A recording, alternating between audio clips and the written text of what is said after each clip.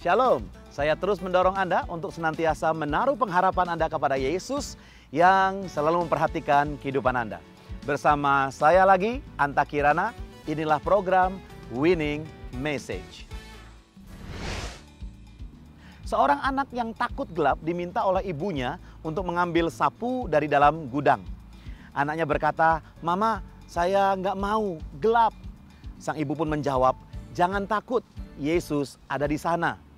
Anak tersebut bertanya, "Apakah benar, Ma, Yesus ada di dalam sana, Ma?"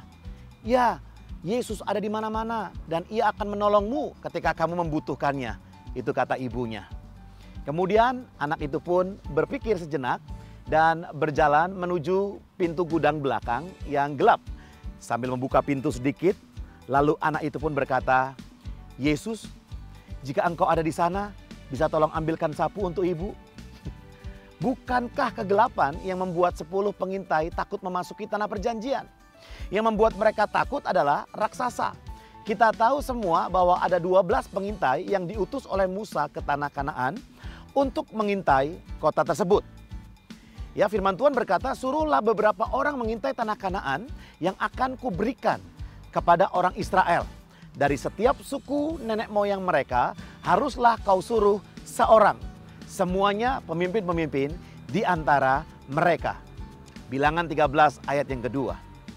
Perlu diperhatikan dengan seksama bahwa Tuhan memerintahkan Musa agar setiap suku Israel, yaitu suku Ruben, Simeon, Yehuda, Isakar, Efraim, Benyamin, Zebulon, Yusuf, dan Asher, Naftali, Gad, memilih seseorang dari sukunya yang akan mewakili sukunya untuk melakukan tugas khusus dari Tuhan, yaitu mengintai tanah Kanaan. Dan ini bukanlah pekerjaan yang mudah. Satu orang harus dipilih dari sedemikian banyak orang dari tiap sukunya. Saya yakin bahwa siapapun yang terpilih haruslah seseorang yang paling istimewa, paling rohani, paling dikenal baik, paling tangguh, dan paling pemberani. Orang tersebut haruslah melewati beberapa proses seleksi yang ketat mungkin. Pertanyaannya adalah, dapatkah Anda menyebutkan nama-nama mereka? Kebanyakan orang dapat menyebutkan hanya 2 wakil saja, yaitu dari suku Efraim, Hosea bin Nun atau disebut juga Yosua, dan dari suku Yehuda, Kaleb bin Yefun. Tapi 10 orang sisanya dilupakan. Memang lebih mudah mengingat 2 orang pemberani daripada 10 orang penakut. Jika Anda membaca dalam kitab Bilangan 13-14, Anda akan melihat bahwa bangsa Israel sedang berkemah di Kades Barnea, sebuah oasis gurun di tanah Negeb, selatan tanah perjanjian. Dan waktu itu hanya setahun setelah mereka keluar dari Mesir. Jadi bangsa Israel saat itu sudah sangat dekat dengan tanah Kanaan. Mereka telah melihat banyak mujizat pada waktu itu.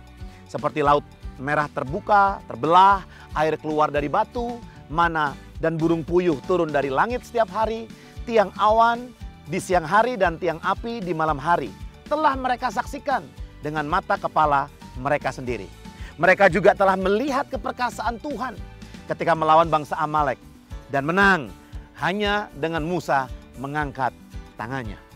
Musa juga telah menerima 10 perintah Allah di Gunung Sinai dan menghancurkan patung lembu emas. Dan setelah mereka melihat hal-hal ajaib tersebut sepanjang perjalanan mereka, sekarang waktunya untuk mereka memasuki tanah perjanjian. Ingatlah kembali pekerjaan Tuhan dalam hidup Anda. Ingatlah kembali apa yang pernah Tuhan lakukan bagi keluarga Anda di masa lalu. Dan ingatlah lagi kekuatan tangan Tuhan yang telah menyelamatkan, menolong, dan mengubahkan hidup Anda. Jangan pernah lupakan kebaikan Tuhan dan mari kita selalu ingat apa yang Dia pernah lakukan dalam kehidupan kita. Keep winning.